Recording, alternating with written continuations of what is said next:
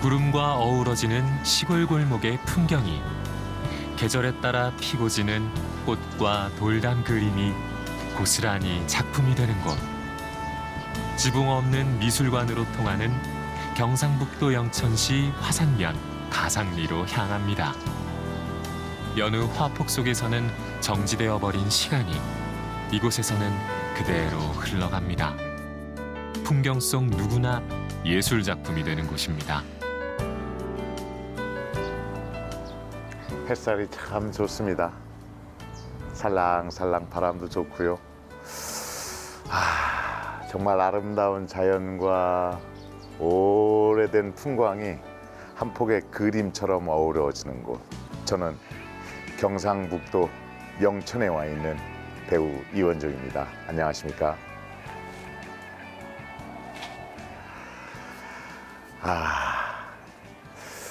이곳이 어느 곳일까요?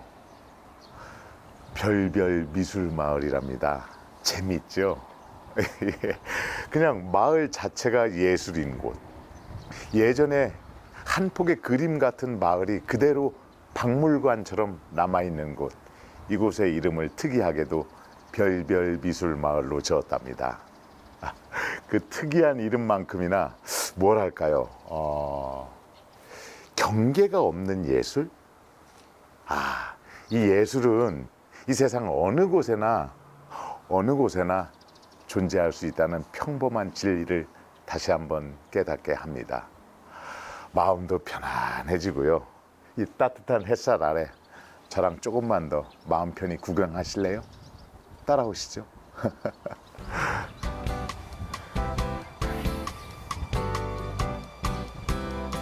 골목 구석구석 숨어있는 예술작품을 보물찾기 하듯 찾아보는 재미가 가득한 별별 미술마을. 보고, 느끼고, 즐길 수 있는 예술작품이 특별한 추억을 선사해줄 영천의 대표적 관광지입니다. 아는 만큼 보인다. 이원종과 함께 전국 방방곡곡 사찰에 숨어있는 이야기를 찾아다니는 설화견문로. 조금 전 만나봤던 별별 미술마을의 경계 없는 예술처럼 전 세계 어느 곳에나 다 있는 부처님의 말씀을 찾아 은혜사의 숨은 이야기를 찾아왔습니다. 바로 뒤에 일주문이 보이시죠? 이곳에서부터 은혜사의 이야기를 찾아보겠습니다. 저와 함께 가시죠.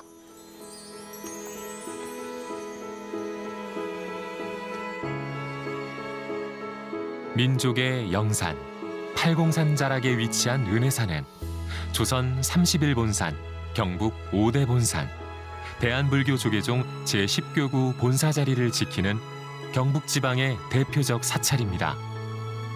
은혜사의 역사는 신라 41대 헌덕왕 원년인 809년에 해철국사가 창건한 해안사에서 시작되는데요. 현존하는 암자반도 8개가 있고 말사 숫자가 50여 개에 이르며 한국 불교의 강백들을 양성, 교육하는 종립은혜사 승가대학원이 있는 천년 고찰입니다. 은혜사 일주문을 지나 전각구역으로 향하는 길에는 울창한 소나무들이 숲을 이루고 있습니다. 1714년 조선 숙종 40년에 조성된 숲은 300년간 은혜사와 역사를 함께 해온 겁니다.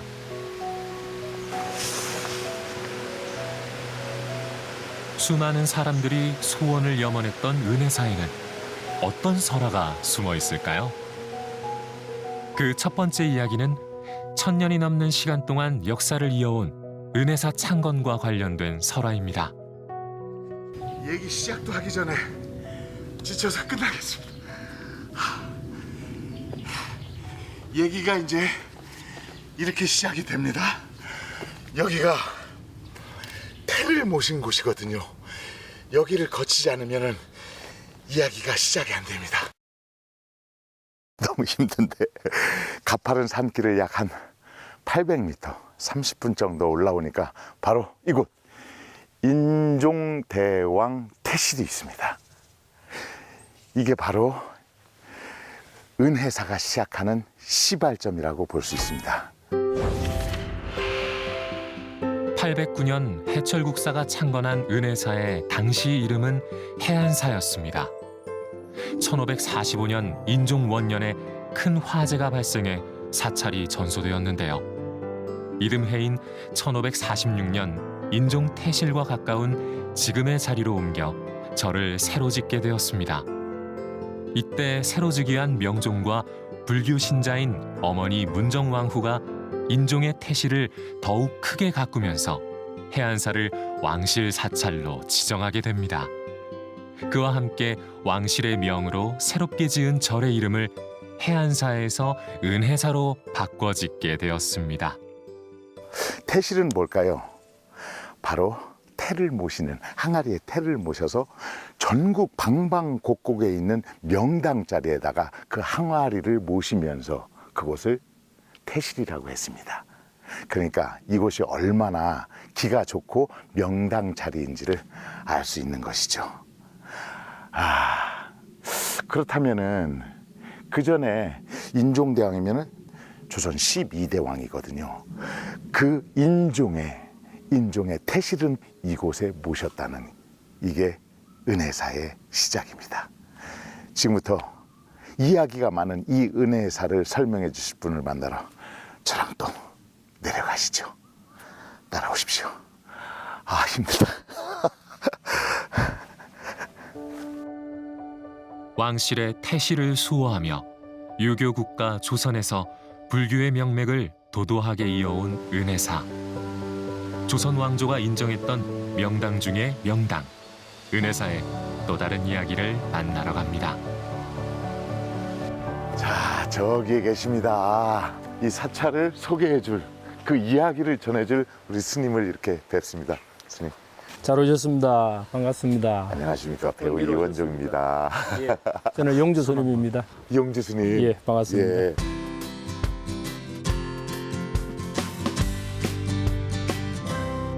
손 한번 이렇게 흔들어 주시죠.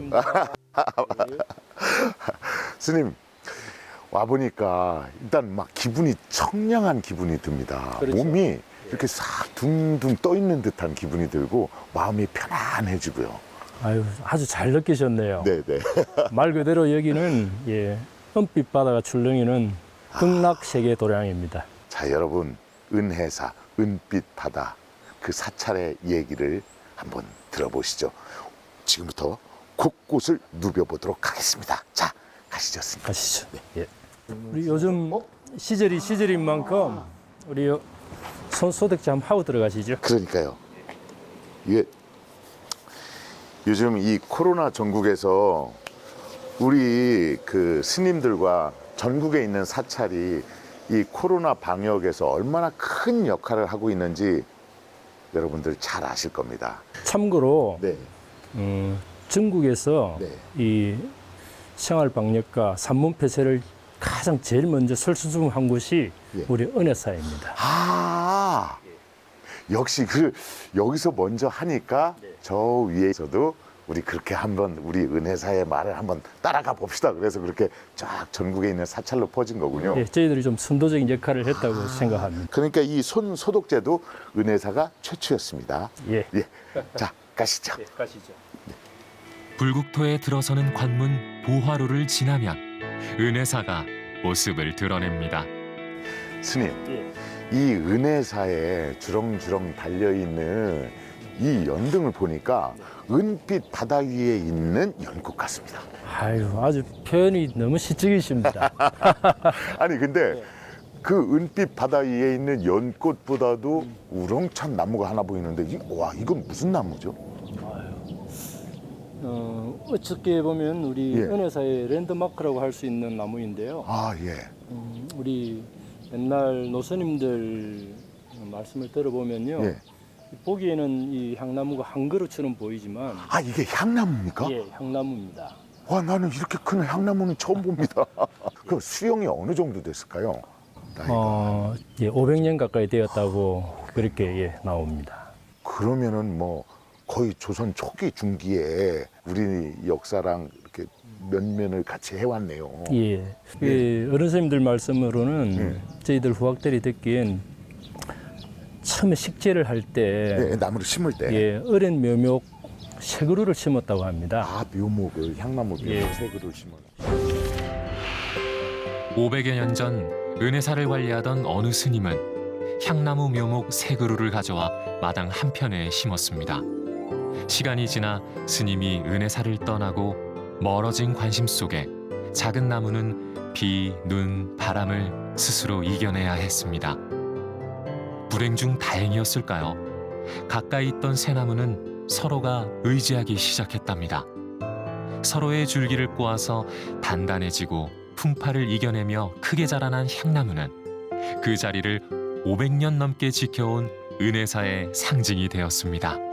그 묘목이 이제 풍파에 네. 자기들이 살려고 살려고. 등을 기대고 서로 안고 꼬다 보니까 이렇게 수백 년의 풍파를 견디고 대동량으로 훌륭히 잘 자랐다고 그러니까 봅니다. 얼핏 보기에도 예. 한 몇 그루가 이렇게 같이 이렇게 동아줄처럼 네. 쫙 또아리를 틀면서 예, 예.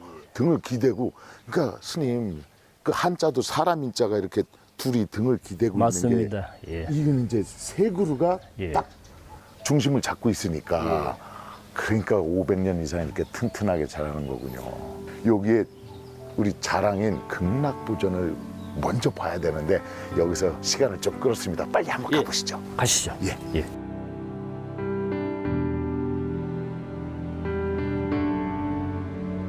일단 우리 부처님께 인사부터 드릴까요?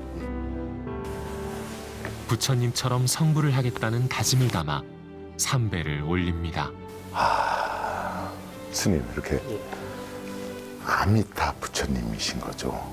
예. 이렇게 싹 보니까 입꼬리도 살짝 이렇게 미소가 이렇게 살짝 올라가 있고, 예, 이렇게 세상을 이렇게 굽어 보시는 듯한, 그리고 여기 오면은 누구나 다 마음이 이렇게 후덕해질 것 같은 생각이 듭니다. 그러고 보니까 우리 MC 이원정 거사님하고 많이 닮으신 것 같습니다. 원래 은혜사 그 탱화가 굉장히 유명하지 않습니까? 예, 우리 은혜사 개불탱화가 예, 보물로 지정되어 있는데요. 예. 지금 마침 서울의 국립중앙박물관에서 특별 전시회차 예. 서울에 지금 잠깐 진짜. 유람을 가 계십니다. 뭐가 이런 건 처음 보는 건데 저 뭐가 붙어 있네요, 두. 뭘 찾으셨습니까? 예. 저는 이렇게 벽을 타고 올라가는 쥐인 줄 알았어요. 쥐 아닙니까, 저거 쥐? 눈썰미 대단하시네요. 예. 잘 보셨습니다. 진짜 같아요, 쥐. 예. 이쪽이 좀 금쪽, 예, 예. 이쪽 기둥 위에 있는 지가 금은지고요. 검은 쥐. 이쪽 왼쪽 기둥 위에 있는 지가 흰지입니다. 근데 왜 쥐를 전각에다가? 흰지 금은지는 낮과 밤을 상징합니다. 흰지가 낮, 네, 검은 쥐는 밤. 예, 그러면은 그것을 비유한다는 것은 낮과 밤을 가리지 말고 용맹정진하라? 아유, 맞습니까? 정답입니다. 띵동댕. 맞췄습니다. 아유, 대단하십니다. 올해는 특히 2020년 경자년 맞습니다. 쥐의 해 아닙니까? 짓대해고 또 흰지해라고 합니다.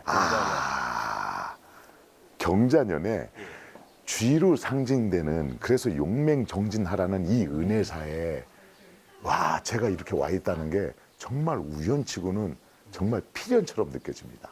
불과에서는 우연이 없죠. 그러니까요. 예, 잘 오셨습니다. 낮과 밤, 그 시간을 헛되이 보내지 말고 부지런히 수행하고 정진에 늘 깨어 있어라. 극락보전에서 배운 부처님의 가르침입니다.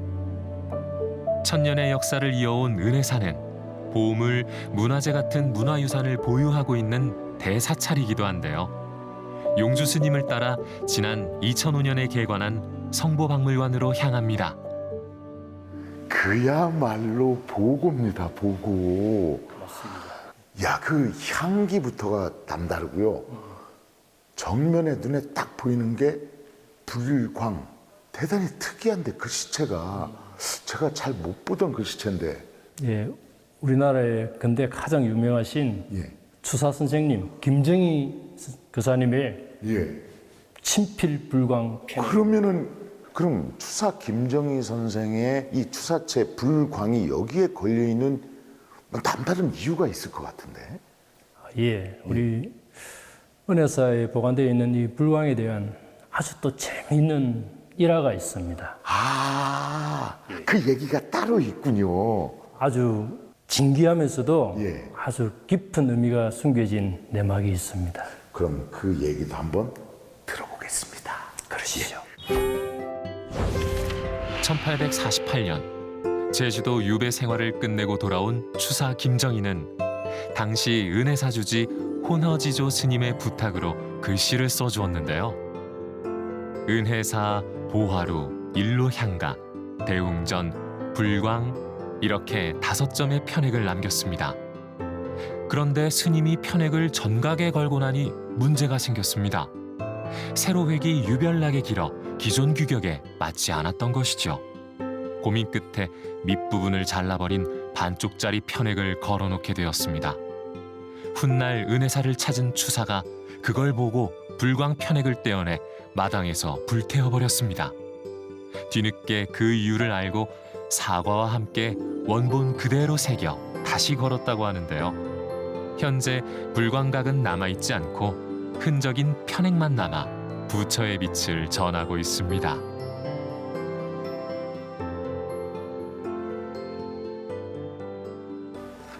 아, 이 소나무 숲을 헤치고 나오니까 뭔가 이게 느낌이 싹 오는데, 이건 무슨 문양이 있는데? 이거 거북 모양 아닙니까, 스님? 그렇게 보이시죠? 예. 예. 어, 잘 보셨습니다. 스님, 이게 이 거북 문양인데, 근데 이게 왜 이게 시멘트가 발라져 있죠? 이게 뭐 끊겨서 그런 건가요? 예. 누가 이런 짓을 했죠? 안타깝지만 예. 일제시대 때 또, 그들이 우리 민족문화 말살 정책의 일환으로 예, 가차없이 목을 아니, 잘라버렸습니다. 어떻게 이런 만행을 저지를 수가 있습니까? 저 위에 다녀오신 인종태실도 그렇고 예. 우리 쌍거북바위도 그렇고 그것도 훼손했고. 예, 그러니까 여기가 워낙 이 영지이고 기운이 좋은 데니까 그것을 말살하기 위해서. 맞습니다. 이 조선시대까지만 해도 예. 이곳 영남이나 전국의 유생들이 예. 서울에 과거를 보러 갈 때 아하. 꼭 여기 쌍북바위 와가지고 과거 시험 합격을 바라는 기도를 하고 올라갔다는 아니, 이건 그 기록이 다 전해지고 있어요. 스님 정말 이게 아이러니한 게 과거 시험을 본다는 것은 유생들 아닙니까? 그렇죠. 그 유생들이 과거 시험을 보러 가기 전에 합격을 기원하면서 그들이 배척을 하던 절에 와서 합격을 기원했다. 그렇죠. 어찌 보면 우리 불교와 유교와 이 종교를 떠나서 우리 한국인의 몸속에 남아있는 그 정신이. 우리 토속 예. 신앙이 이렇게 녹아있는 것이라고 저는 생각을 합니다. 그러니까 아무리 숭유억불 정책을 쓰고 그래도 이 정신 세계에 흐르고 있는 이 숭불에 대한 그 마음을, 그 정신을 그걸 없앨 수는 없거든요. 그게 한국인의 예. DNA라고 생각합니다. 그러니까요. 예. 그럼 이 뒤에도 뭔가 있을 것 같은데요. 한번 가보실까요? 예. 뒤에는 뭐가 있을까? 한번 알아맞혀 보시죠. 어떤 형상인지. 이게 그러니까 누워 계시니까 와불이시네. 맞습니다. 아, 부처님 열반상이라고 하는데요. 예. 부처님께서 이제 입적하실 때 이렇게 누워 계시면서 열반을 하셨습니다. 그래서 열반상이라고 합니다. 열반상. 여기 또 재밌는 우리 전설이 있는데요. 이쪽에 오시면 이 발이 보이시죠? 이 특별히 이렇게 강조가 되어 있는 것 같아요. 예, 이 발을 만지면서 예. 이 소원을 빌면 다 이루어진다고 우리 민간 신앙뿐만 아니라 불가에서도 스님 그럼 잠시만. 우리 MC 이원종 씨. 부처님의 발을 조심스럽게 만지면서 마음속에 담아둔 소원 간절하게 빌어보는데요. 스님 제가 뭘 빌었겠습니까? 한번 들려주시겠습니까? 저는 그냥 제가 지금 이렇게 새롭게 맡고 있는 우리 이 설화 견문록이 정말 많은 분들이 보셔서 이 설화 견문록이 유명해져서 제가 이 설화 견문록으로 더더욱 유명한 배우가 됐으면 좋겠다. 꼭 좀 그렇게 좀 해주십사. 그렇게 하고 빌었습니다. 여러분들이 도와주셔야 됩니다. 설화 견문록 여러분 옆 사람한테 잘 설파해 주십시오. 네, 감사합니다. 스님 덕분에 이 영천의 보물 같은 우리 은혜사의 보물들 많은 이야기들을 이렇게 잘 둘러봤습니다. 곳곳에 스며 있는 얘기들도 잘 들려주셔서 정말 감사합니다. 전국에 계신 많은 신도님들이 이곳 은혜사에 오셔서 좋은 기운을 이렇게 받아가셨으면 좋겠습니다. 스님 정말 감사합니다. 좋은 인연으로 와주셔서 예. 제가 감사드리겠습니다. 정말 감사합니다. 고맙습니다. 예. 고맙습니다. 가시죠. 예, 예.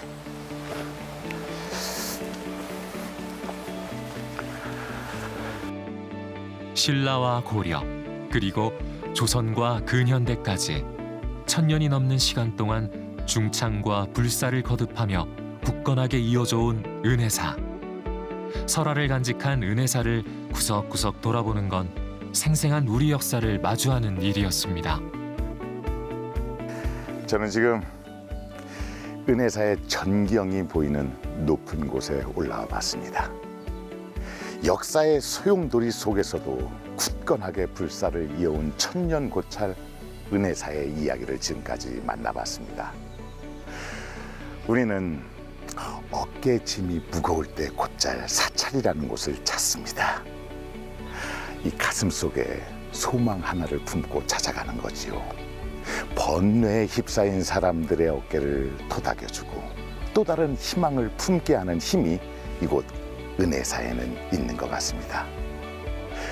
아는 만큼 보인다.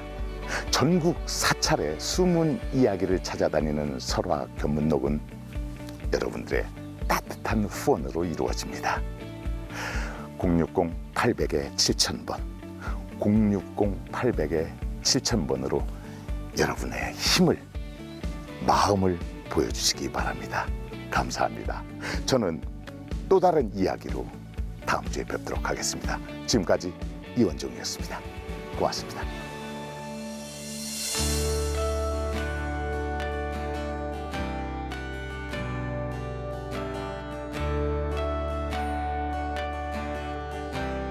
한길 은색 세계가 마치 바다처럼 겹겹이 펼쳐져 있다는 신라 진표율사의 표현처럼 은혜사에 가면 은빛 바다가 물결치는 극락정토를 만날 수 있습니다.